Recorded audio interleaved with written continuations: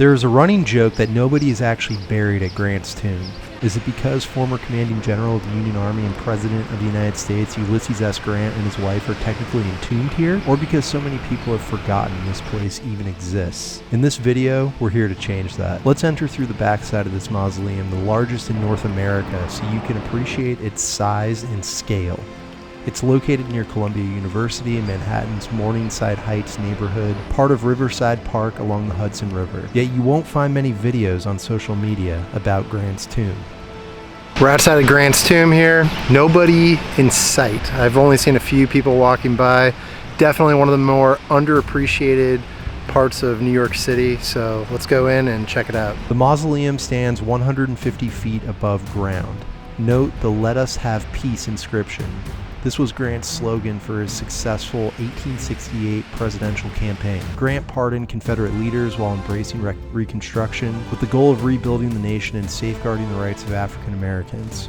He established the Department of Justice to help him do so, and he also appointed the first non-white person to a federal position, the Commissioner of Indian Affairs, while establishing the first national park at Yellowstone. As Commanding General of the Union Army and then as President of the United States, Grant strove to heal a nation after a civil war and make rights for all citizens a reality. At the time of Grant's death in 1885, military cemeteries didn't allow women, but Grant insisted on being buried next to his wife, Julia, leading to this location in Manhattan. Prior to his presidency, Grant was the commanding general of the Union Army in the Civil War. President Lincoln gave him the job because he was the only general who effectively pressed attacks on the South. Check out these flag rooms. They're on each side of the mausoleum and highlight key battles. Vicksburg in particular was a major victory for Grant, helping to secure the Mississippi River for the Union, dividing the South in two.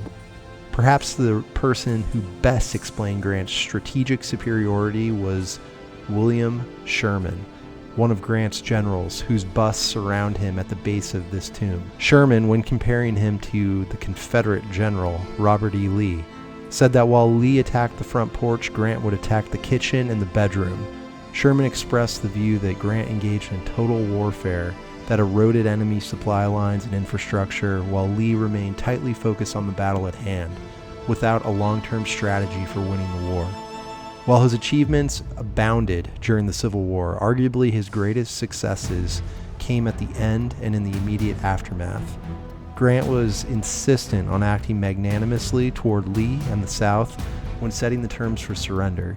He was also insistent on securing rights for African Americans, using the federal government throughout his presidency to support civil rights laws when the South tried to resist. Unfortunately, much of this progress was lost as the horrors of the Jim Crow South became reality until the 1950s and 1960s. Grant's tomb reminds us of the story of America, how even in her darkest hours, great leaders emerged to protect democratic ideals and ensure the arc of justice points to the good. Wow, really cool experience in there. General Grant is definitely one of my favorite presidents, and he really turned the tide of the U.S. Civil War. So it's a really magnificent building and the largest mausoleum in North America. So I highly recommend checking it out if you like history and want to experience a piece of it in New York City. And with so many places overblown and just overcrowded in the city, it's so refreshing to come into a big, majestic space and basically have it all to yourself. So I don't know about you, but I don't always like all the big crowds in the city. I love the hustle and bustle and the energy of New York City. It's one big reason why I live here, but it gets old after a while. So come all the way uptown here, right next to the Hudson River, and experience a little American history.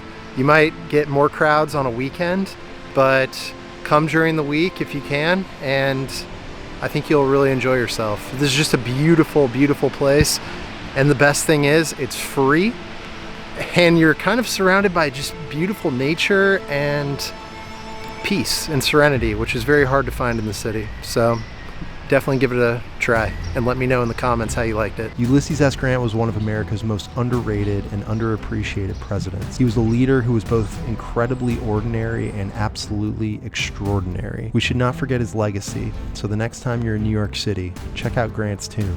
It's free, it's majestic, and most importantly, It's a great reminder of the hope and promise of America. Thank you for watching, and I hope you'll like and subscribe for more underrated gems and stories from New York City and around the world. Cheers.